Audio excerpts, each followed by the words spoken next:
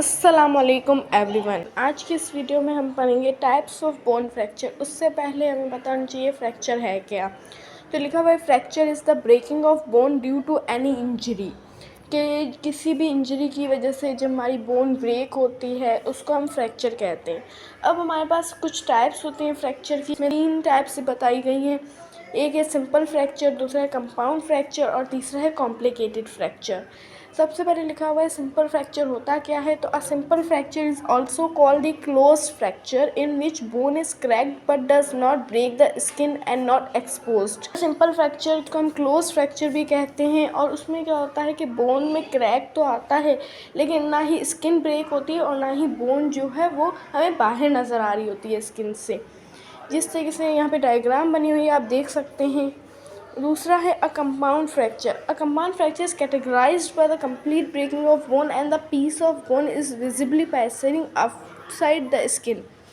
तो compound fracture में bone तो कंप्लीट ब्रेक होती ही है लेकिन उसके साथ हमारी स्किन भी डैमेज होती है और जो हमारी ब्रेकिंग बोन होता है उसका जो पीस होता है वो स्किन से बाहर नज़र आ रहा होता है। फिर लिखा हुआ है when the fracture damages the surrounding structures including organs, veins, arteries और nerves, it is called complicated fracture. उसके बाद जब फ्रैक्चर हमारे बोन के सराउंडिंग टिश्यूज़ होते हैं, वेन्स, नर्व्स, उन सबको भी अगर डैमेज करे तो फिर वो कॉम्प्लिकेटेड फ्रैक्चर कहलाता है। फिर लिखा हुआ है fracture is accompanied by intense pain at the place of initial injury. अब जहाँ पे फ्रैक्चर हुआ है उस जगह पे बहुत ज़्यादा पेन हो रहा होता है, tenderness at the site, tenderness means inflammation हो रही होती है, अ सेंसेशन ऑफ ग्रेटिंग और ग्राइंडिंग विद मूवमेंट, और जब मूवमेंट करते हैं तो उस दौरान ग्राइंडिंग होती है, inability to use the limb और body part supported by the bone, और जिस बोन में फ्रैक्चर हुआ है उसके अराउंड जो सपोर्टेड पार्ट हो या सपोर्टेड लिम्ब हो उसको हम मूव नहीं करवा सकते।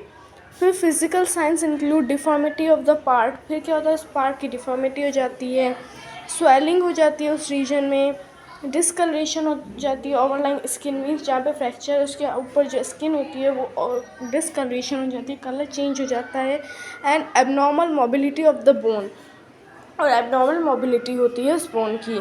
फिर लिखा हुआ है the repairing process of simple fractures. अब हम फ्रैक्चर को रिपेयर कैसे कर सकते हैं। द फ्रैक्चर्ड और broken bone undergoes repair through 4 stages.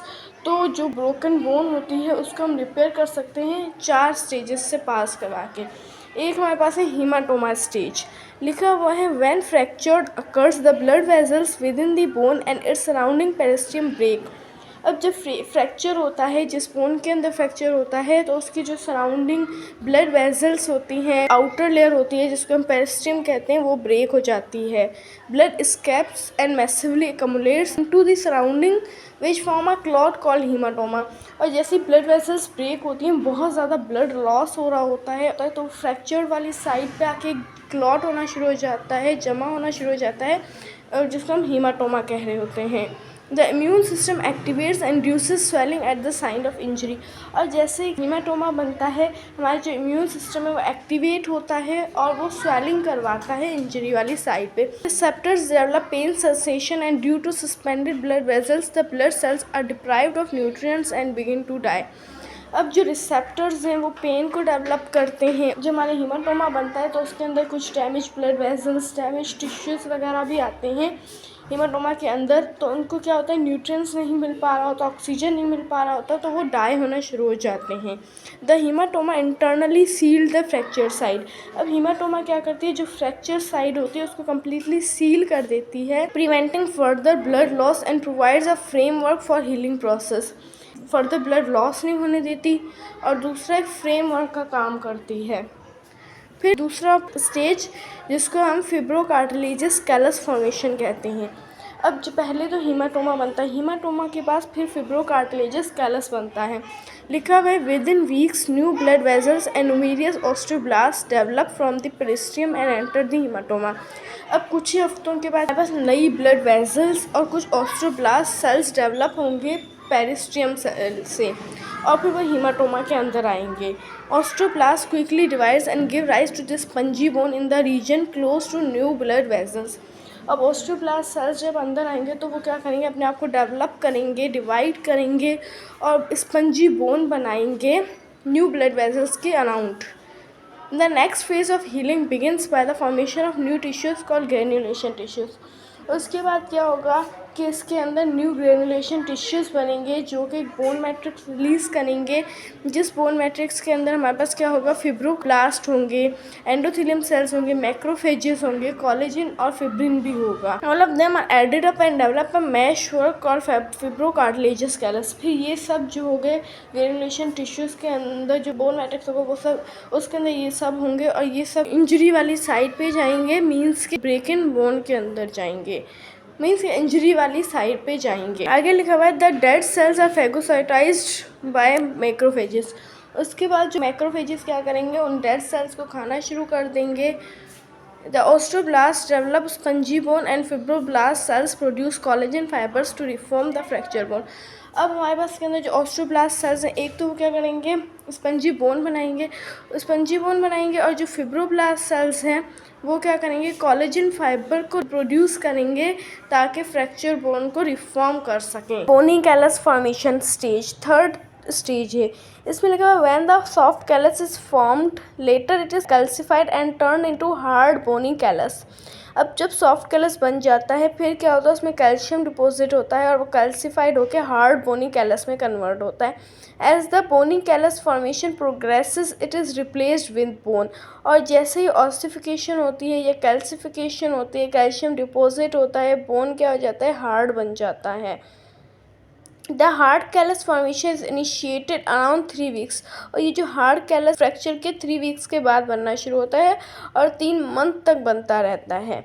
When cartilage becomes ossified. अब जब कार्टिलेज क्या होता है, ऑसिफाइड हो जाता है, मीन्स उसके अंदर क्या क्या होता है, ऑस्ट्रोब्लास्ट सेल्स होते हैं, ऑस्ट्रोक्लास्ट सेल्स होते हैं और बोनी मैट्रिक्स होता है. फिर लिखा हुआ है हमारे पास रिमॉडलिंग स्टेज. ये लास्ट स्टेज है. इसमें क्या लिखा है, bone remodelling is the stage when old bone tissues are removed and replaced with new ones that join both fracture sides.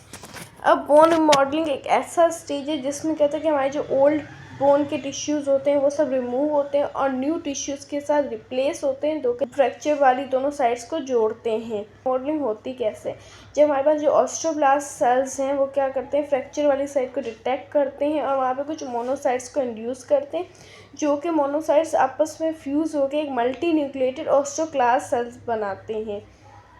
अब ये ऑस्ट्रोक्लास्ट सेल्स मेच्योर होकर एक्टिवेट होते हैं और ये क्या करते हैं, जो हमारे पास पुराना बोन का मटेरियल था उसको रीअब्सॉर्ब करना शुरू कर देते हैं. As the bone reabsorption proceeds, जैसे ही बोन का जो पुराना का बोन का मटेरियल था उसको जैसे ही रीअब्सॉर्ब करते हैं तो ऑस्ट्रोब्लास्ट जो सेल्स हैं वो न्यू कोलेजन को प्रोड्यूस करना शुरू कर देते हैं, जो कि ल्यूसिनाई वाली जगह को फिल करता है. और वो ल्यूसिनाई वाली जगह किसने क्रिएट की थी, ऑस्ट्रोक्लास्ट सेल्स ने. एंड कैल्शियम फॉस्फेट बिगिन, और वहाँ पे कैल्शियम फॉस्फेट भी डिपोजिट होना शुरू हो जाता है, उसको हम हाइड्रोक्सी एपिटाइट कहते हैं. The osteoblast keeps producing new bony material.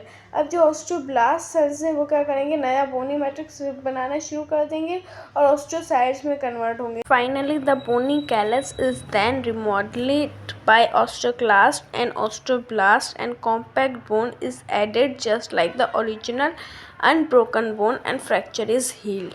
उसके बाद फाइनली जब बोनी कैलस रिमॉडलिंग कैसे होता है, जब हम उसमें ऑस्ट्रोक्लास्ट, ऑस्ट्रोब्लास्ट और कॉम्पैक्ट बोन को ऐड करते हैं ताकि वो ओरिजिनल अनब्रोकन बोन की तरह दिखे और फ्रैक्चर भी ठीक हो जाए. This remodelling can take many months, the bone में रिमेन अनइवन फॉर ईयर्स. अब जो रिमॉडलिंग का प्रोसेस है ये मंथ्स भी ले सकता है और सालों साल भी ले सकता है. आज के लिए इतना ही, बाकी हम पढ़ेंगे नेक्स्ट वीडियो में. अगर वीडियो पसंद आया हो तो उसको लाइक करें, शेयर करें, सब्सक्राइब करें और बेल आइकन को क्लिक करें.